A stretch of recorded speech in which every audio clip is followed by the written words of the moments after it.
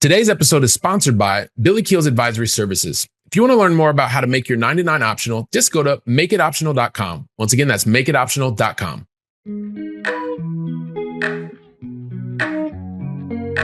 Helping you build freedom without losing your edge. This is the Going Long podcast with Billy Keels.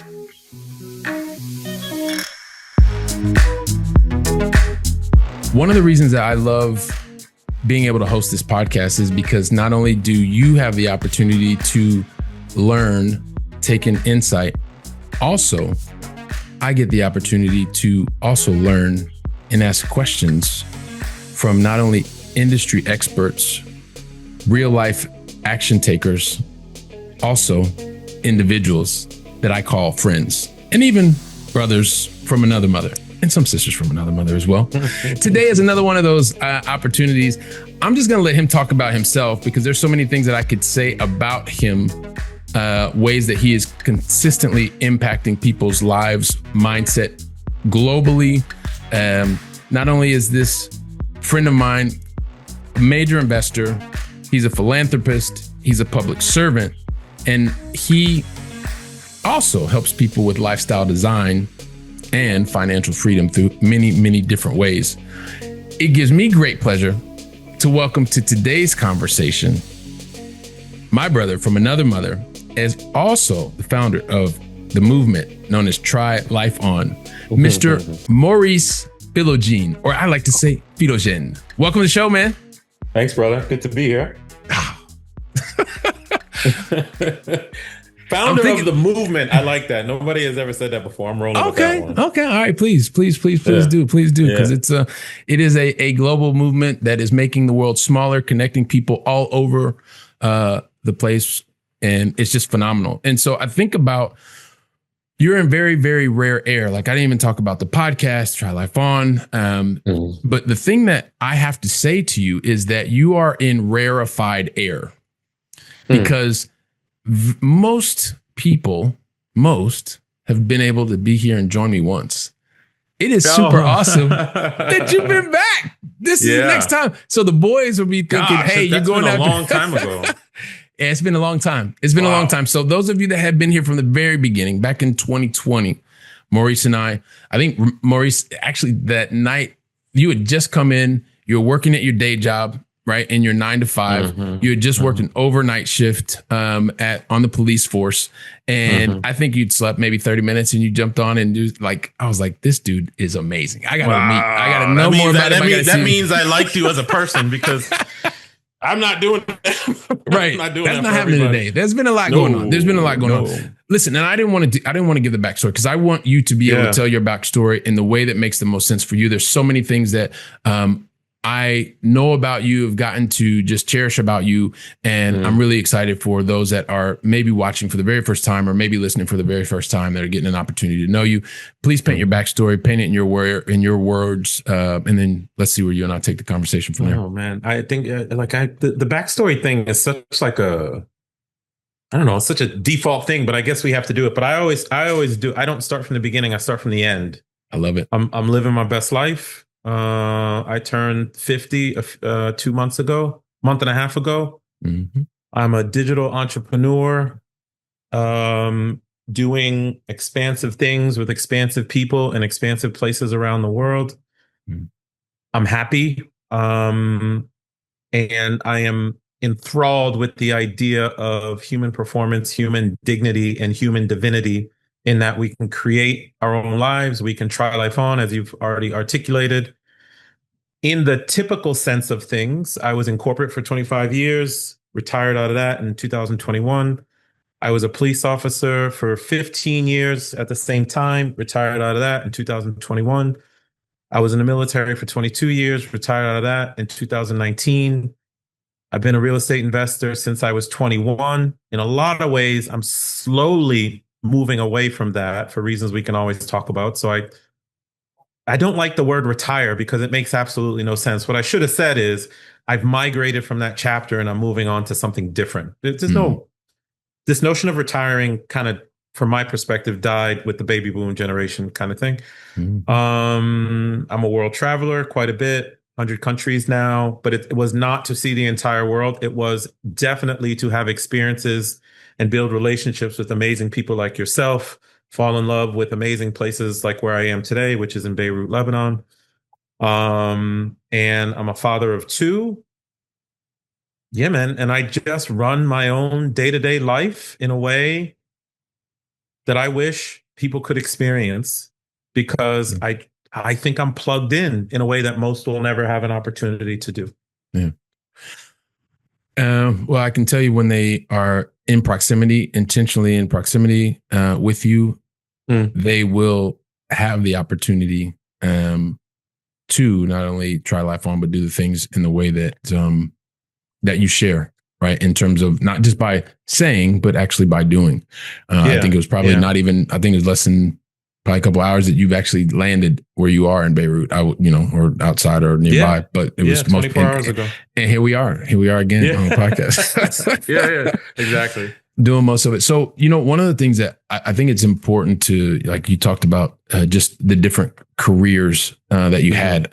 I think the whole concept of retirement, like I used to think like I was going to work until I was 65, I was going to get to go watch and all this other kind of stuff. And then I realized that I could use the same transferable skills that I was building in corporate. And I could use those to be able to do something that I enjoyed doing every single day, to so much to the point that I don't ever want to retire. I don't ever want to feel like I have to go on vacation because I want to be able to do the things that give me more and more energy. It doesn't always happen that way, right? There's moments in life where life happens for us. We think it happens to us in the moment, but it's actually happening for us. But there's one thing that because people that know us would think, well, these guys are, they're both doing the things that they want to be able to do, but we actually took really different paths. And what I mean by that is one of the things that's always been very admirable about you is that you understood what the corporate role could provide you and the utility that it had from the very beginning. Right. Yeah. I was drinking the Kool-Aid from day one, man. It took me about 17 years to actually realize that there was a utility to the role, to the job. I liked my job. You liked your job. But maybe can you just break down kind of how you saw it? Because there may be some people that are just getting into the corporate life now. They've got the big jobs, and it would be helpful if they also had your perspective on the positives about corporate and also the utility that it can provide. So I would always caveat the corporate discussion with there's nothing wrong with corporate. At all. There's nothing wrong with corporate. There's nothing wrong with government. There's nothing wrong with nonprofit. There's nothing wrong with being an entrepreneur. There's nothing wrong with anything. And the old famous saying that I used to use when I used to be on social media was, there's nothing wrong with the 9 to 5. It's how you leverage it. Yeah. And I fortunately had two experiences when I was very young in life that made me see work for what it was. It can be your passion. It can be your purpose. Being a police officer was definitely a purpose to me. Being in the military was definitely a purpose to me. Actually, I just pulled out my military uniforms from my last deployment in 2016. I just pulled the uniforms out because I couldn't do it before. I just hung them up in the house now. That was a purpose. But corporate was purposeful.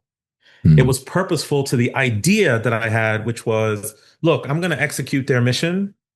This is a good company. I work for Accenture. I say it freely. Yeah. But wonderful experience, great clients, the skill sets I learned, incredible.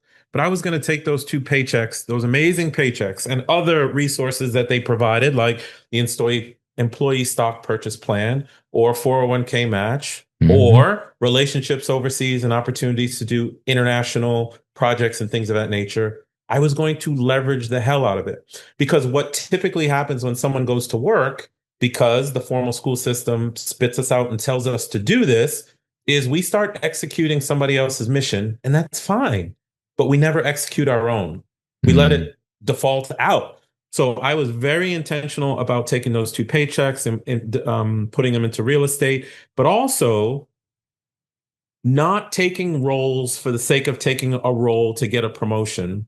I turned down promotions. As you know, I turned down the partner track. And the reason was I was more concerned about the experiences and skills that I was getting versus the promotion. So I would do things like take remote roles, work overseas in international locations. And I was told you're not going to get promoted. And I just didn't care. So the bottom line is, instead of letting my main career spit me out at the end, when the door slams on you and it was like you weren't there, I made sure that I spit it out at the end, and I did. And it felt pretty damn good. Still hurt to leave. I'm human, but I used it the right way. Yeah. No, and I think about many times like, man, if I would have had like Maurice's perspective on things from the very beginning, you can still do your job. I mean, that's one of the things we have in common. Like corporate was really good to you. It was really good to me. And at the same time, it was like, wow, you build relationships. Like you said, you get to travel. I mean, I traveled 58 countries. If it wouldn't have been for working at a corporate role, like I'm a working class kid from Columbus, Ohio. So I didn't think I was even going to get to California. Little did I know life was going to change. But so you're talking about just being able to have these experiences. But sometimes people may think to themselves, well, hang on a second, Mo, but like, why would you stop? Like, yeah, experiences are great, but like keep taking the promotions, because more promotions, more money, higher up the org chart, more people. And that's what we've heard most of our life. I know that I was hook, line, and sinker, right? And happy that I went that, but just, I think it's a really contrarian view that you say, like early on, you decided like I wasn't going to take the promotions, you wanted the experiences, but those people that are more focused on how do I make more money? What do you kind of say to that with the perspective that you have now? Yeah, because we were all taught that we had to get an A in class, because if we didn't get an A in class, then we were less than. If we didn't make it to the AP section of school, then we were less than. If we didn't go to Harvard, but we went to University of Virginia, we were less than. If we went to a community college, we were less than. So people go into the work world with this notion of competition right away instead of creation. And what people should be doing is using their job, leveraging their job to create the lifestyle that it is that they want. So why not go up the corporate ladder? Well, in my particular use case, if I went up the corporate ladder I was in the federal practice for Accenture, our government federal practice. I did really well, but so the way it works at Accenture at the time was analyst to consultant, consultant to manager, manager to senior manager, and senior manager to partner. And then there's different levels in the partner track. But when I got to senior manager, I was like, nothing is changing here. The goalpost of what you're supposed to get to keeps moving. Yeah. And the funny thing is, think about the promotion lunches or dinners you would have, or promotion drinks you would have. Yeah. You have those promotion drinks. The next day you're working, you're like, how do I get to the next one? So there's no landing place. That's the problem. It's this perpetual, I'm going to get to this thing.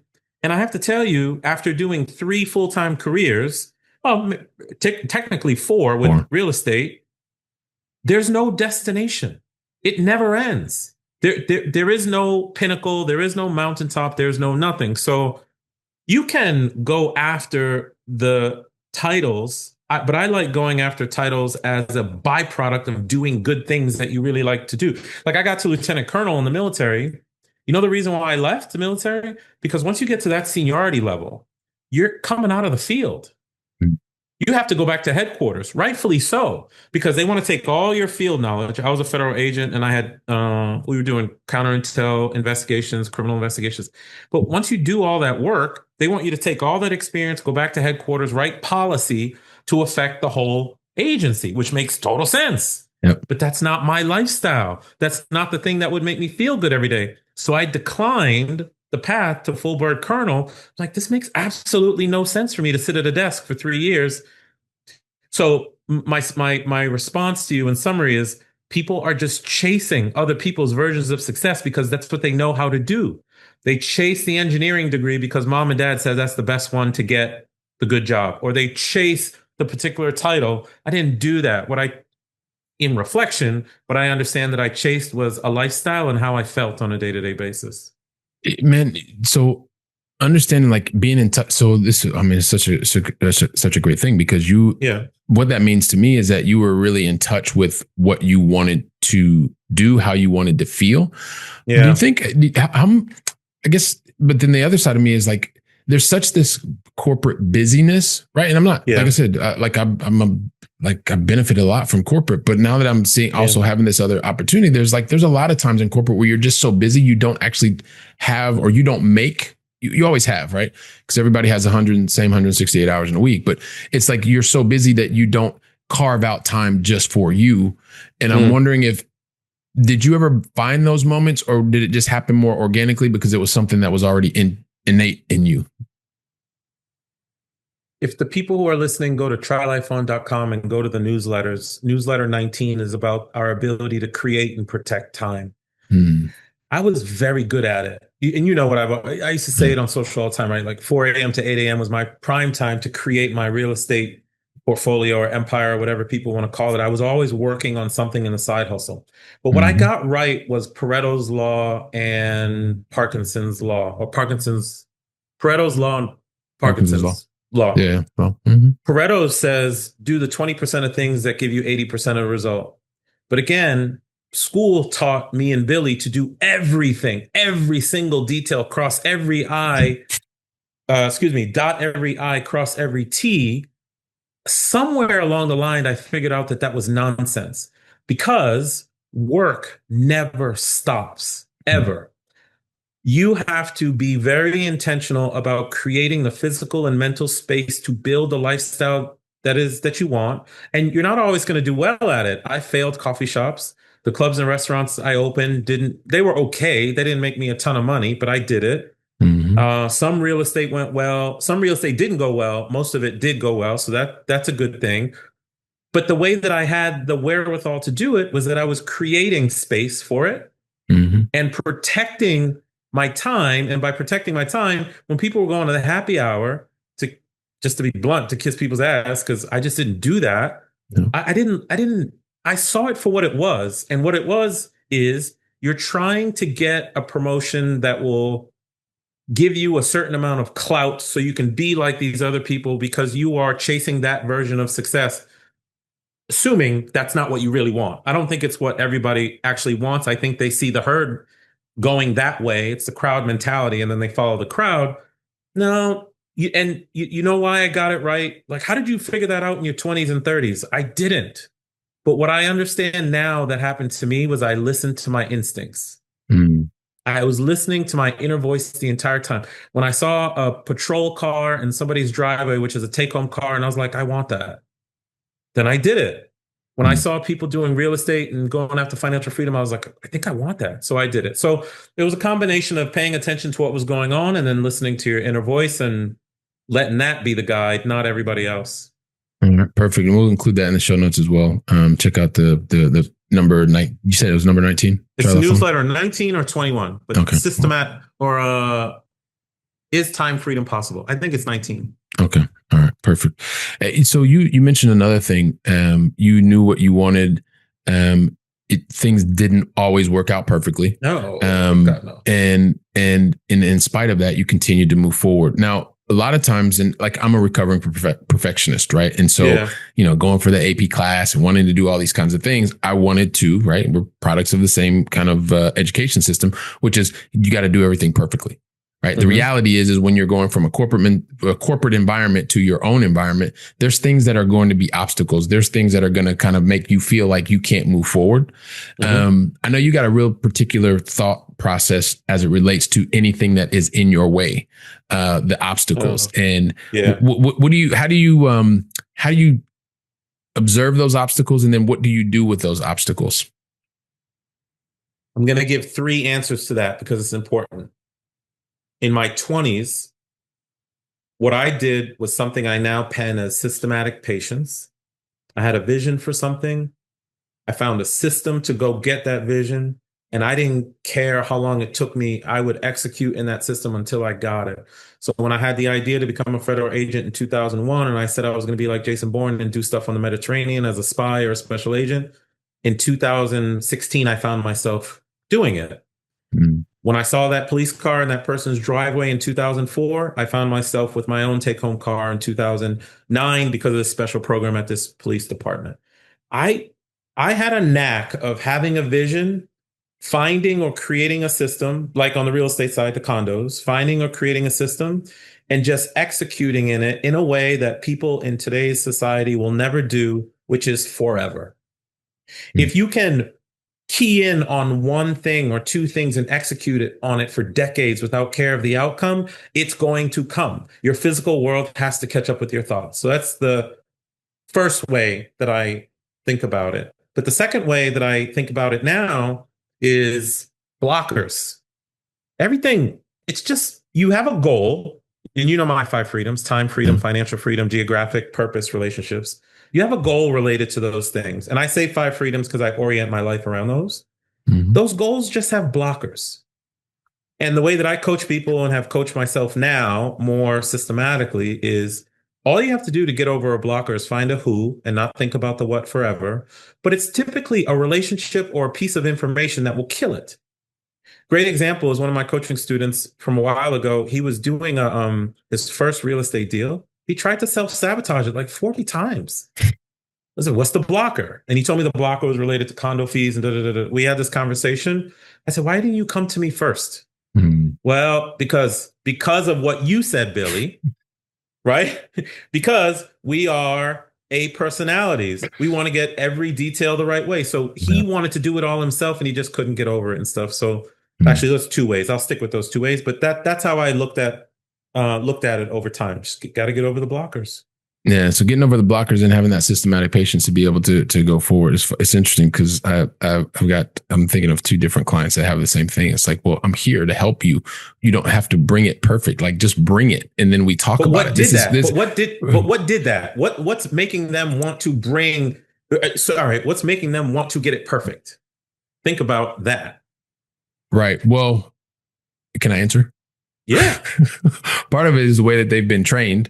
Also because they believe that they have to do the same thing and they feel that they're in the work environment when it's actually like a non-work environment. It's helping to help you move forward, which is really, really interesting. Right. So, did you have any kind of was it different for you? Because you're on the other side, and I want to help people understand also that transformation. It doesn't happen perfectly. I love that you said that. For me, there've been a lot of different things that have happened in my life that happened for me, and but there's this transition that happened in the moment that I went from my phone was blowing up every single day. I was in the middle of every single major transaction escalation that was happening in the corporate life. I felt like I was the center of the world, to the next day in December of 2021, when I was no longer in the corporate life changed. What was that like for you? Tough, really hard, really difficult. But it's not now. Isn't it supposed to be liberating? Isn't it supposed to be so free? That's what everybody says. The day you're done, it's like free. I want to go with your track because I want you to talk more about how it felt for you the day after, when it was when you did decide to move on from that corporate experience. So, but I want to say the other two experiences too. When I left the military, October 28th, I was sitting in my car in Washington, D.C. And at 5 p.m., October 28th, 2019, I was no longer in the active duty side. I switched to the reserves. I cried in my car by myself. It was tough. When I left the police department, I handed my gun in on September 30th, 2021. I walked out of the academy, no parade, no shouting, no attaboy, no nothing. I made a cell video, and I said, ain't nobody here to walk me out the door, but I know the people I helped cared. That was horrible. And then when I left corporate the next day, I was looking for my corporate email. The trick of it all now in reflection is your ability to detach, to understand that those chapters don't define you, that they were just a part of you.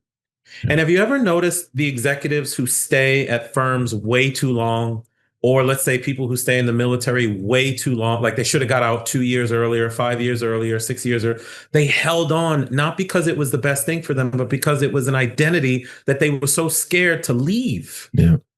But once you realize how to detach from people, places, and things, and you realize you're just a spiritual being having a human existence and it never defined you in the first place, it gets easier.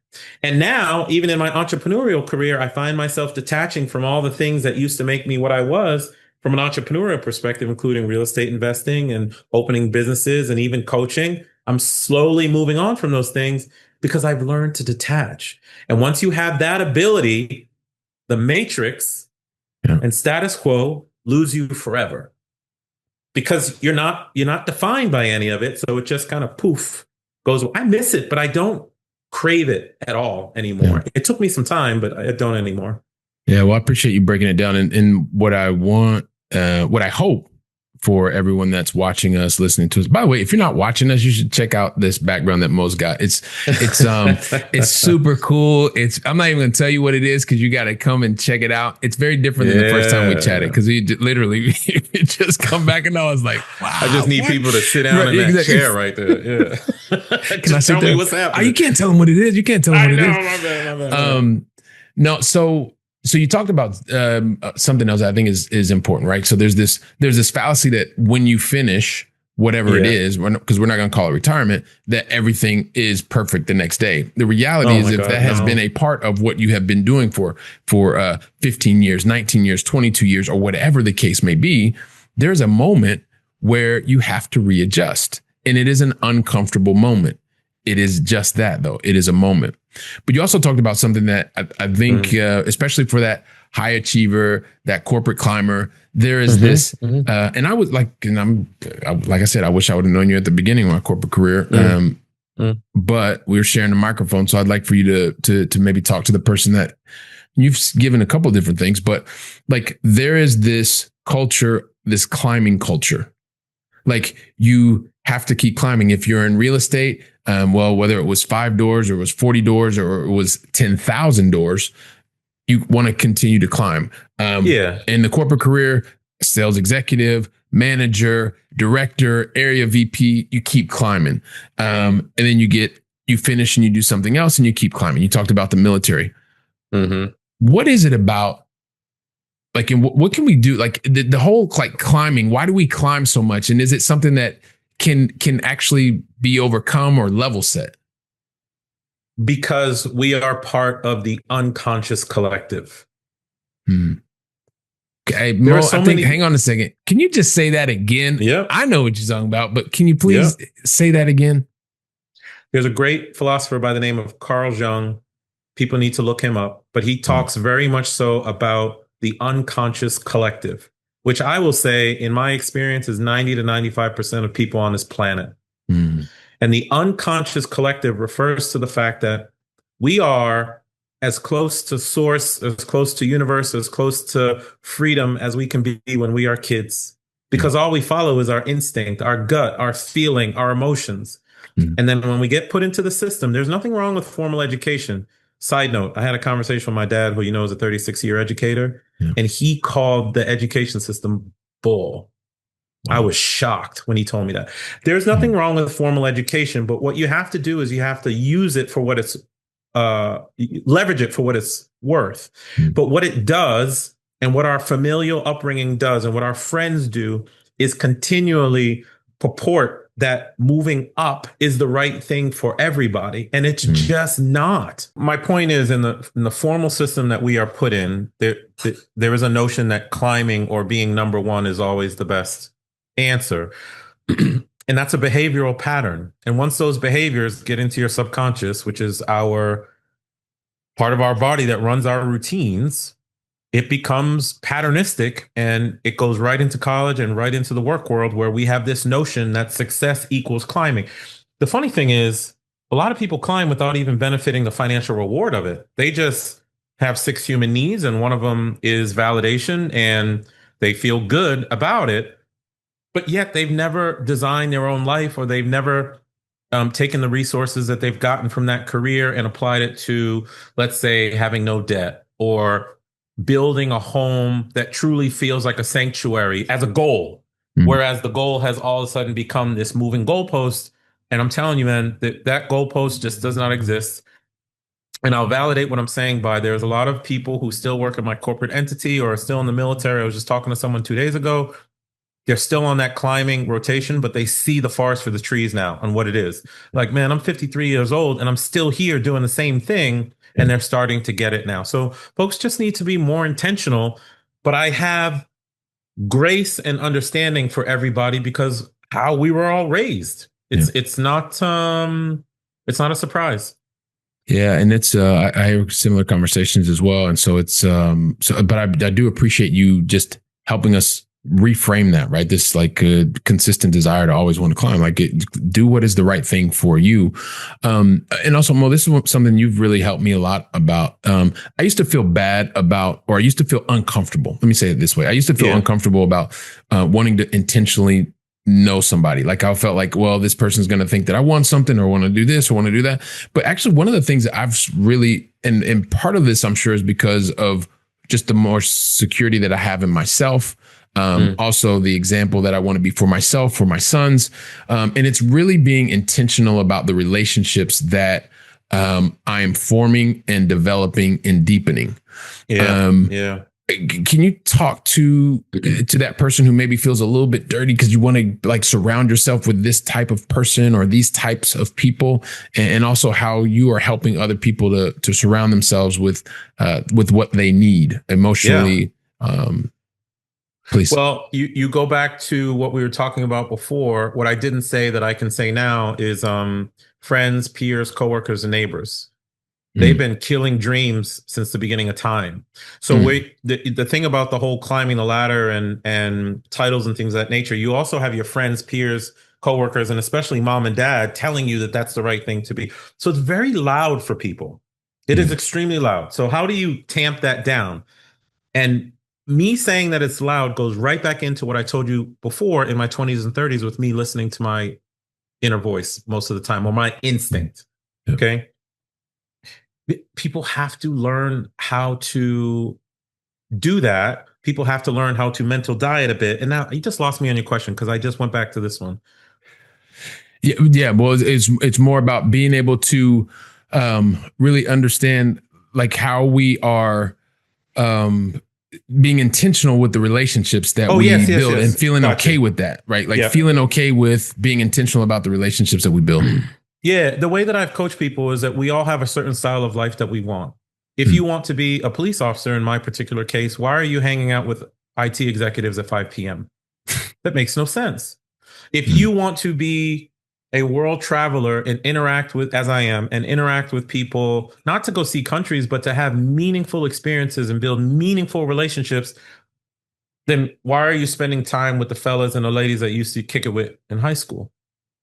It's a choice. Now, not every season of relationships needs to persist.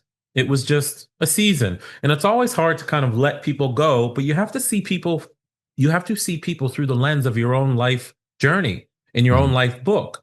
And this goes back to detaching. You can detach from people as well. But the flip side of it is you detaching from people or certain things or certain places is also helping them because they may have outgrown the relationship of you as well. But just like you, I've gotten very intentional about building relationships, not just building, investing in relationships that are aligned with what I want to be, where I want to go. And I genuinely don't want anything from any of those people. I have a Try Life On principle called With It, What's in It for Them. I always approach relationships from the standpoint of other people and how I can help. And if you don't have anything to offer, you're wrong. You do. You have energy to always offer people one way or the other. So instead of this corporate, I know 1,000 people an inch deep, I'm much more aligned nowadays with I know 100 people a mile deep and spending time with the same people over and over like you, right? Yeah. I came to see you a couple times. Yep. Yeah, we come to see you as well. So no doubt. The world's getting smaller. When I say that, people don't believe me. You live it. Yeah. How do you do it? And why do you believe that the world is getting smaller? The world is getting smaller depending on how you approach life and your mindset to it. So I'm in Beirut now. I was in Athens yesterday and I was in DC the day before. It's very easy for me to say that because I consider an airplane an Uber. I consider the airport like a bus stop and an airplane like an Uber with wings or a bus with wings.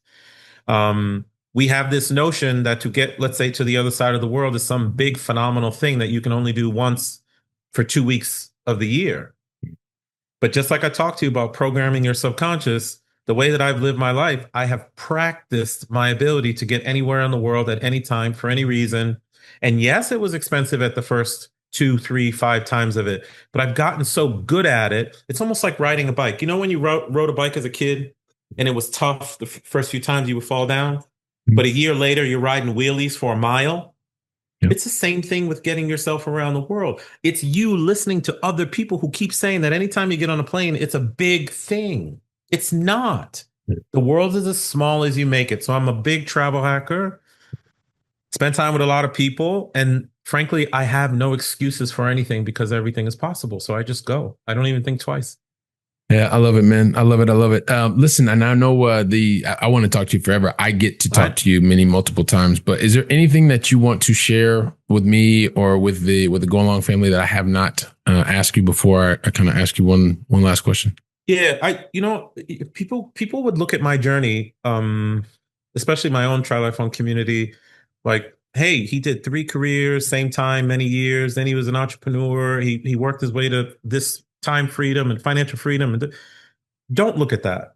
That's not what I want people to see. What I want people to see is someone who made intentional choices to live life his way. It was never a money journey. It was a journey related to a trip that I took when I was 15, where I felt life in a unique way. That was in France.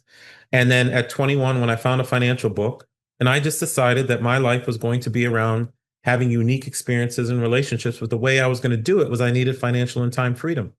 You don't have to build all these businesses that I built or have 3 careers. You can just make a conscious choice and build to that particular choice or that particular lifestyle. But you have to get really good at mental dieting, Yep. listening to your own voice about what it is you want to do. Don't be a CEO if you want to be a baker. It makes absolutely no sense. So just want to tell people you can try life on at any time. And if I can help, reach out. Read the newsletters at trylifeon.com. I leave a lot there. And obviously the Try Life On podcast, there's a lot going on there. And yeah, man, reach out. Yeah, it's phenomenal. So I'm gonna and we'll definitely include that in show notes. And I would say, anybody who knows me knows Mo, and I would suggest that you definitely reach out to him. Hey Mo, so one of the things that I would be remiss, and I know we're running out of time. All good, all good. You were during a moment in my life where things were at the top of the heap. Like you were there, and we talked about it, and we went through corporate, the movement from corporate to the new life, more or less like within a 90-day period. So you experienced a lot of that. We talked about a lot of things that happened in my family with my father's health and kids and stuff like that. And you were also with me at one of the most challenging times in my life, the end of through divorce and through another major ordeal that was going on just professionally.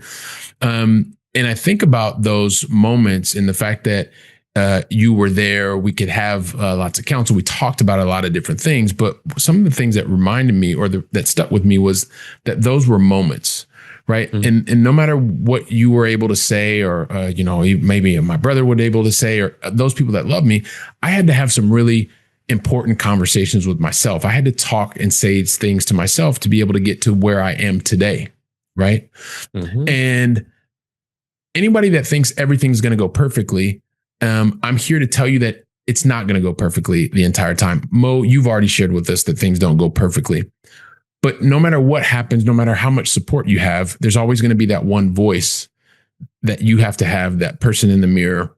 I would love for you to share, because you've been through a journey. And I want you to talk to your future self and just share one key message that you know that you're going to have to hear. It's going to be that one message that's going to help you pass through that low moment to get you to where you need to be.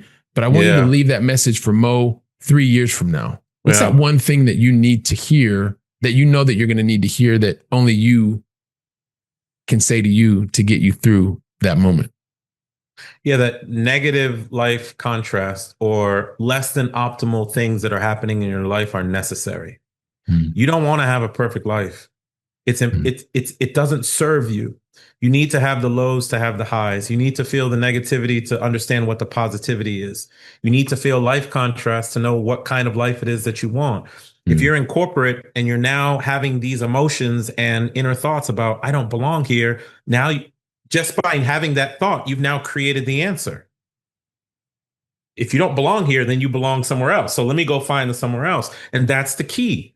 When you are having those moments of contrast, or those moments where this doesn't feel right, it's actually your inner voice telling you through emotion. It doesn't have to be a voice. It's just listen to your emotions. It's telling you exactly what you need to know, or at minimum, pushing you down the road you need to be pushed down. So when I did see that police car in 2004, and I was like, man, I really want to do that. What I'm good at is I listen. What other people are good at is they tend to listen to social media, other people, their parents, and things of that nature. Man, you figured it all out. No, I didn't. I just listened to myself. So if I'm talking to future self, he's going to run into problems again. And I'm going to remind him, oh, thank God you're having that life contrast, because now we know exactly where we need to go. Love it. Love it. Love it. Recognize the life contrast, accept it, and continue to move forward. Yeah, keep moving forward. Keep moving forward. So, listen, like I said from the very beginning, whether it's I love being able to intentionally invest more time with you, the family, and I know so many different things that we could talk about. And whether it's that you are building the community and continuing to talk about how you are helping others to try life on in the way that makes the most sense for them, you're sharing through your public service, through your private sector experience, and just actually living life and doing it. You continue to inspire people all around the globe. And I know that everybody is asking me, Billy, will you just ask him to repeat it again one more time? What's the best way that we can find out more about what Mo is up to, how we can find out about what he's doing and any of the communities, et cetera, that he wants to share with us? You can find old content from me, old foundational content on LinkedIn, although I have left social media totally for personal reasons.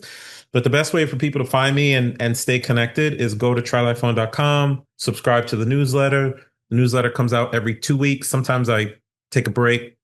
Obviously, the Try Life On podcast is out there. And then just Maurice at trylifeon.com. People can speak that way. And if we have a detailed conversation, maybe I let them into the WhatsApp community, which is doing really big things around the world. But it's really trylifeon.com, and then go from there. All right, perfect. Trylifeon.com. His evergreen content, because it's there and it's useful. It's evergreen. And when you do, if you happen to be one of those people who is on social media, you're on LinkedIn, something like that. If you reach out to Mo, even though he's not there right now, leave him a personalized message. Let him know that you were investing time today. And I would highly suggest that you reach out to him. The things that he's doing at Try Life On are absolutely life-changing, impactful. And if that's something that you want, you need, because you hear that inner voice, I would highly suggest that you go ahead and follow that voice, reach out. He makes it really easy. So, Mo, listen, my brother from another mother, there's so many things that I could say and continue to say about you and the wonderful impact that you make personally.